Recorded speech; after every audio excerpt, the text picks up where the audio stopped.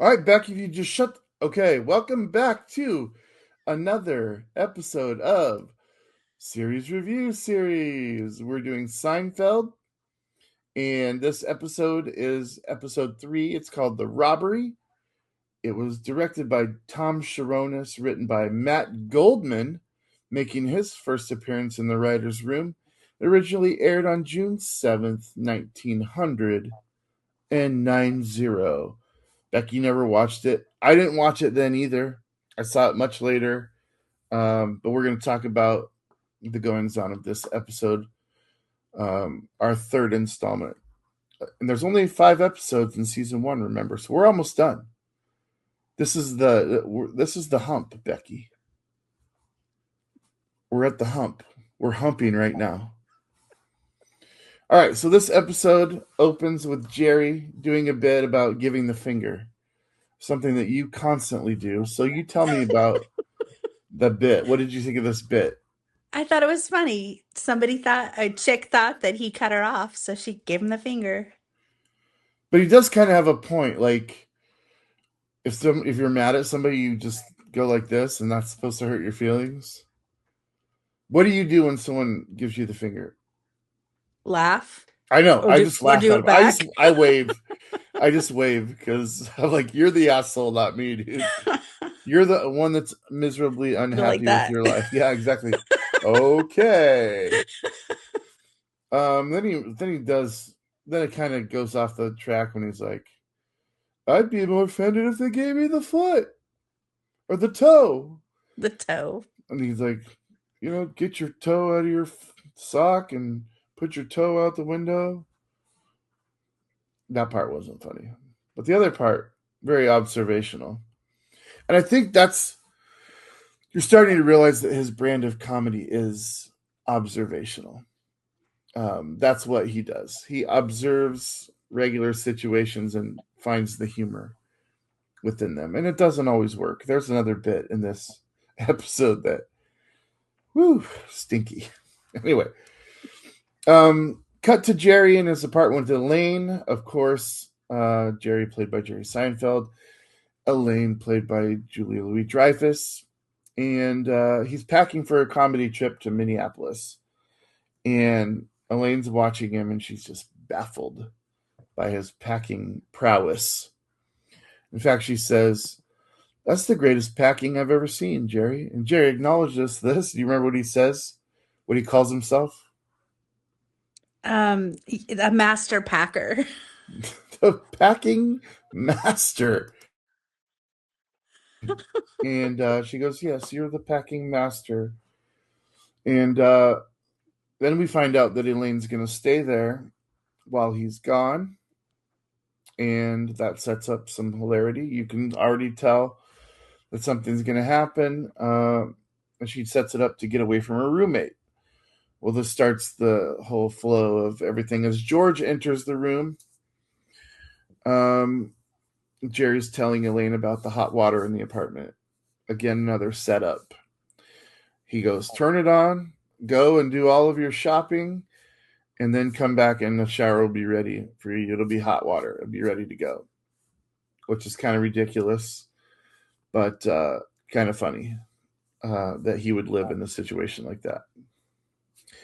So she says that she's there to get away from her roommate. George enters, and uh, then you start having this whole bit. I guess he tells her about the refrigerator first, too. He's like, "No meats." No I soft was like, cheese. yeah, I was like, "What's the point of this refrigerator?" He's like, "Absolutely no soft cheese of any kind," which is weird. Um, and then he closes off the whole rules and regulations about explaining to her if she's going to have any sexual activity. Meaning, well, I guess, whatever women do. I see forward on this one. He suggests that she do it in the bathtub. Let's just make it easy on everyone and do it in the bathtub. And of course, George is like, "What's wrong with the place?" So Elaine talks about her shitty roommate being the waitress, or George says, "Oh, the actress slash waitress." She's like, "No, the waitress slash actress." And they talk about living spaces, and George is in real estate, of course. So he brings up a new apartment that he's never seen. But he brings it up to Jerry. He's like, "You should take this apartment, Jerry. It's twice what you pay here, but it's twice the apartment." He's like, "It's 2 bedrooms." Jerry's like, "I don't even have enough activity for 1 bedroom. I don't know what I'd do with two." That's kind of funny. Um, but Elaine really wants him to move. And why does she want him to move? So she can have his apartment. Right. Because she's miserable with this roommate, and she really wants Jerry's apartment. And then Jerry's like, "You just called it a piece of shit," basically. And she's like, "You should take it. You should take it." He says, "I can't think now. I have 4 shows in Minneapolis this weekend." And end scene. Next scene, they don't show Jerry doing comedy when he's supposed to be gone. I thought that was a great opportunity for a bit about like shitty roommates or new apartments or I hate moving, something along those lines to break up these two scenes, because the next thing you have is he's already back. I thought that was a blown opportunity, Yeah, that was but weird. I'm not writing the show. I still love it, but that was my initial thought. I was like, dude, why didn't they have a bit there? Um, so Jerry comes home and he sits down to relax, and he's very exhausted. It looks like he had a rough weekend in Minneapolis. Maybe he got chased by ice. I don't know. But after his trip, and he realizes the TV's gone. He goes to Picks up the open remote. yeah, he picks Yeah. up the remote, which is there, and the TV is not there. So he's like, "Fucking delayed." She pops out and she advises him that the TV was stolen, which he can clearly see. At that same moment, Kramer pops in. He's like, "Oh shit, Jerry's back." But then Elaine's like, "Someone left the door unlocked." And then Kramer says he left the door open because he came over to borrow a spatula because he was cooking. He meant to come bring it right back, but he got busy watching, what was it, The Bold and the Beautiful? Yeah. Hilarious.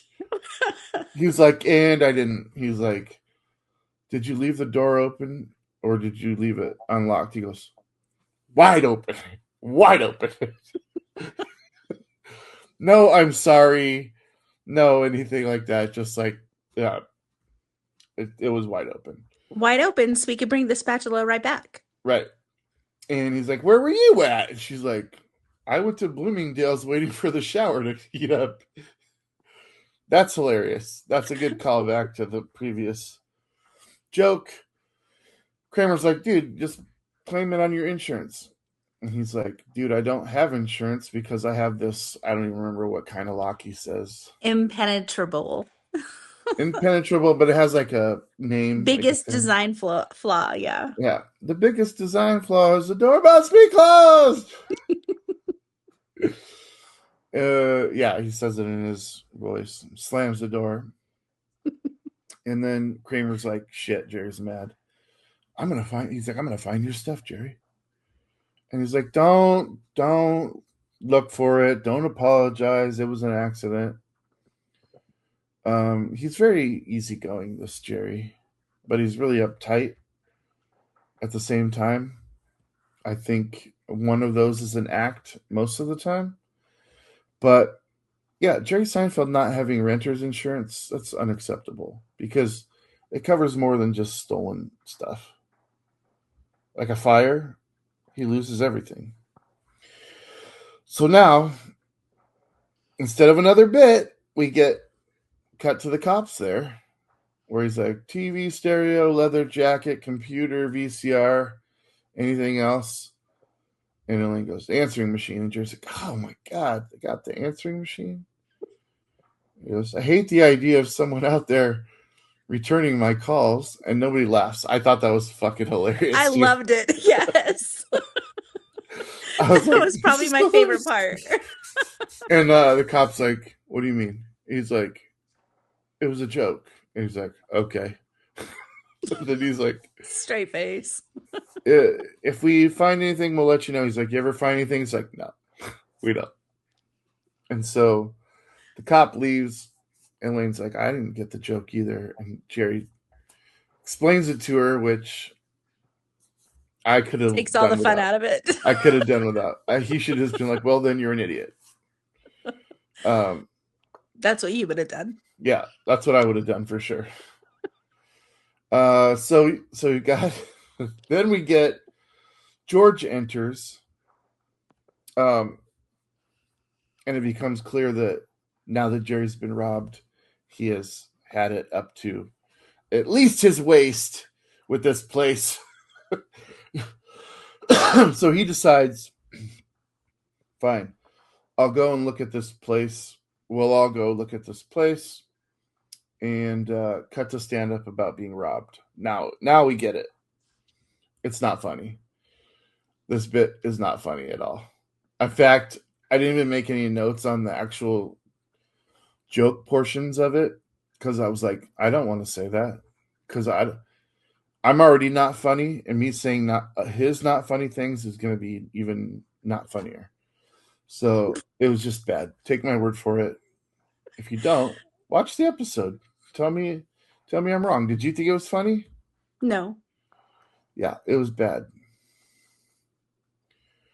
You know what? I wish I would have made a note because one part, like the end of it, really pissed me off, kind of, because I was like, that sucks. That was terrible.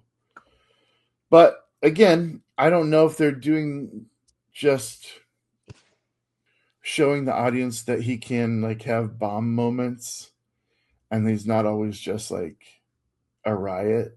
But these are supposedly not coming from an open mic; they're coming from like his actual performances. So these would all be jokes that he was telling as part of a prepared show that people are watching, and that would be very disappointing. But Like anyway, the Batman bit and stuff. yeah. So cut to the three of them now walking into a brand new, crisp, empty apartment. Elaine walks in. She goes, "Oh my God, it has a fireplace." Now, keep in mind, George is the one showing this place, but he's never been there before, right? So George is like, "I didn't know I had a fireplace," and then Jerry's like, "Where do they get the wood?" And like he doesn't know that people deliver wood. He's like, "People do." He's like, "How do you tip a woodman?" And then he's like, "There's a garden." And then he's like, "Do I have to get a gardener? Do you tip your gardener?" And he's like, just being annoying with all these, like, he's trying to find things wrong with it. And Elaine's like, "You could have a barbecue here." He's like, "Do they deliver the coal?" She's like, "Yeah, same guy that brings the wood." And he's like, "Oh, you definitely got to tip him then." And so Jerry's like, I kind of want it after he locks Elaine in one of the closets, a walk-in closet where she like, it's not a walk-in closet. It's No. just a closet that you can walk into, but it's not a walk-in closet. And he shuts the door on her. And he's like, I kind of like this. Um, but he's gonna take it. So now you cut back to Jerry and the gang in the old place, and well, it's just Jerry and Elaine, right? And Jerry's like, you know what, Elaine? I'm gonna do you a favor. I'm gonna sell you this couch for $150. And I was like, well, that's a piece of shit couch, dude. I'm like, you could find that on Craigslist for free, right? Like back in the day, or even maybe now, wherever people go. But I was like, $150. That's not a favor, especially in New York City. So Elaine's like, I'll give you $20. He's like, all right, help me move it. So she's like, all right, 40. He's like, come on, get the cushions. She's like, fine, $50. He's like, thank you very much. So they settle on 50 as right as George enters and hands Jerry the lease. Jerry looks at it, he goes, 3 years? That's a long time. And George is like, Jerry, if you're having any reservations about this at all, Do not feel obligated to sign this lease. If you're having second thoughts at all, don't do it. He's like, don't Almost do trying to it. talk him out of it. Yeah. And it is. That's exactly what he's doing because when he got in there, he was like, oh man, I should not have. Because George is like really selfish kind of guy, right? And so Jerry's like, do you want it? He's like, I don't want it. He's like, I want it if you don't want it. He's like, so you want it? He's like, no, I want it if you don't want it. He's like, you just said you want it. And Elaine's like, guys, George, if you take this, can I have your place? And he's like, sure. Because she still wants to get out of the roommate situation. And she doesn't, she's like, I don't even know who to root for now. She's like, George's apartment has carpet. And so, yeah. So they decide to flip a coin. This is stupid. Um, they're like, no shenanigans. Whoever wins, wins. And whoever wins will get the apartment. And George is like, who flips? Jerry's like, I don't know. And he's like, you flip, I'll call. So Jerry's like, fine. And he flips it. And George goes, heads. And it bounces off the table and onto the floor. And he goes, it's tails. And then George just flips out because he lost. And he's like, it hit the table. It doesn't count. Interference. Jerry's like, you didn't say no interference. So then they decide to go another route, which is, I'll choose you for it. Have you ever heard of this? No. What would we have done in our day, Becky? Rock, paper, Let's go. scissors. Let's go. Rock, paper, scissors, shoot. Rock, paper, scissors, shoot. Damn it. All right. So that's what we would have done. But they do this Yes. thing where I had to figure it out in my mind. I'm like, what are they doing? But they have 5 fingers on their hand, right? And they come forward with it. And one guy has odds and one guy has evens. And if they do this, well, not that, but they do this, that's a 3. So it goes to the odds. If they did this, it would go to the evens, and so on and so forth. That's how I'm that. so glad you're explaining it because I Right. didn't get it. Well, it could be, and nobody else understands it either because I was like, what's going on here? So I watched it a couple times to see what they were doing and counting it up. That makes sense. However many fingers were pointing out that the odds, and George, of course, um, gives Jerry the option. Jerry's like, I want odds. He's like, I want evens. So they do it like 4 times, 3 times, 4 times, 5 times, and Jerry clearly wins. George extends the handshake, and he's like, congratulations, you fucking asshole. And then Kramer pops in. He's like, I found your stuff. And then he talks about this guy down the hall that when he was asked about it, he swallowed. When I asked him about it, he swallowed, Jerry. And that's oddly the last we hear about it. Any of it. Am I wrong? No, that was it. Yeah, because then you get cut to the bit of Jerry. And this is where the bit is weird. They should have used bits earlier in the show where I mentioned. But he has this bit about kids calling it. That kind of is supposed to coincide with their little I'm calling you, whatever that was. And so he mentions like if the kid wants a front seat, he's like I call front seat, and everybody did this.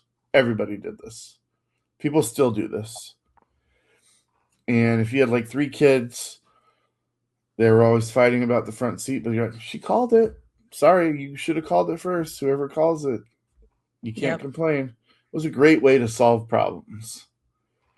And it worked. And the kids' court, he mentions the kids' court. It stands up in a kids' court of law. Sorry, Your Honor, I called it. He's like, case closed. Boom. So, yeah, there you have it. And I thought that bit was pretty funny. It was. So then they cut to Monks. Do you know what Monks is? I don't. That's the diner that they always go to. You know, you Okay. have Central Perk for friends. You Hmm. have Monk's Cafe or Monk's Diner uh, there in New York City. And George is coming out of the bathroom and he's like, I don't know why they threw this in here. It is pretty funny. It is. And he's like, that mirror makes me look great, man. He's like, I He just love said that. terrific. Terrific. He's like, Yes. I love that mirror. And he goes, it makes me look like Robert Wagner. Do you know who that is? I don't. I Okay, probably I'm should have going to looked give it you the up. best way that I can. You saw the Austin Powers movies? No. No? Oh my God. I thought for sure we'd have a winner there. Um, Robert Wagner was number two. He's 96 years old. He's still alive. But he's a television actor. He was in Heart to Heart. It Takes a Thief. Austin Powers, of course. I think he was in a couple episodes of Two and a Half Men. He was in Pink Panther. But also, he may be a murderer. He might have Oh. killed Natalie Woods. If you ever get a chance to Oh. look at that story, it involved a yacht, a murder, a disappearance, and he was involved. He was there for all of it. So he either did it or knows something about it for sure.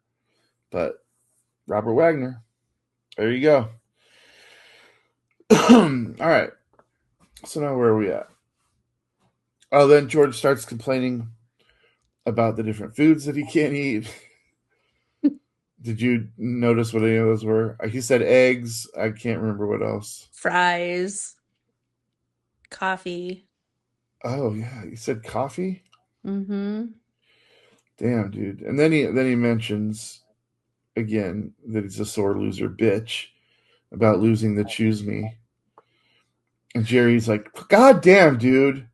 He's like, you're still thinking about it. How can I take that place? How can I ever bring you over?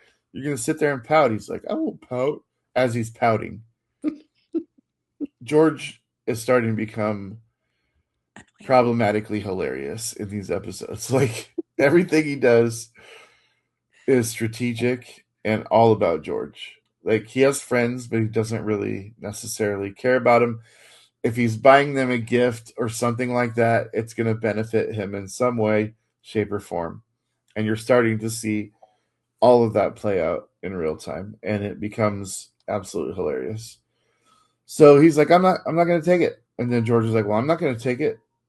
And then he's like, fine, then just give it away. And he's like, the waitress is standing right there. And she's like, what's the rent? So, cut to the final scene. Um, and they're in the new apartment, all three of them Jerry, Elaine, and George Costanza. They're sitting on the couch and they're like, what the fuck are we doing here? And um, Elaine then begins to grumble. And this pisses me off because Jerry has the means to make it right. You know, she's a poor working class girl, already not being paid as much as the men in the same field. She's complaining about losing her deposit on the U-Haul that she had booked to move all of her stuff, and that she threw out her couch. So now she's stuck with probably. I mean, U-Hauls were like $1,000, especially in New York City. I can't even imagine. Um, and then her couch. Who knows how much that was? Probably not worth much, but still, you have to replace it, right? Which is the point. Nobody says, "Well, I got your back" or anything like that. They just let it go. I'm like, cool friends. Well, um, the lady comes up, and we find out her name is Karen. The waitress's name is Karen, and she's played by Anita Wise. And she introduces her husband Larry, who's played by James F. Dean. And they're in there just mere moments. And they're like, "Thank you so much for getting this apartment." He's like, "We've lost weight. Our mood's improved. Uh, we're out doing more. We're barbecuing all the time. I'm able to walk all these trails." and they're like basically like, you guys are dumb for not taking Rub it. it in their face. Yeah. Right. Like straight up in their face. Hmm. And then this is the there needed to be one more thing to pile on to make them just absolutely hate themselves. And that is Diane gets introduced, and Diane's played by Kimberly Cates. And I guess she's the gorgeous neighbor that is a massage therapist. She's like, oh man, she gave me a massage this morning. And Jerry's face is just like, oh my God, this could have been my neighbor. I could have been getting all these massages. He wouldn't have, but that's not how men's mind works. Their men's mind is like, oh, we instantly would have been lovers, because that's just how our dumbass minds work. But he's really, and George is like, this is unbelievable. And Elaine's kind of like, ha ha ha, in the middle. And yeah, she's like, I can't believe you guys passed on this apartment. Well, it was nice to meet you. That's a wrap. You get the ding, ding, ding, ding, whatever they do. Yeah, I thought this was for a That third was, episode into a series.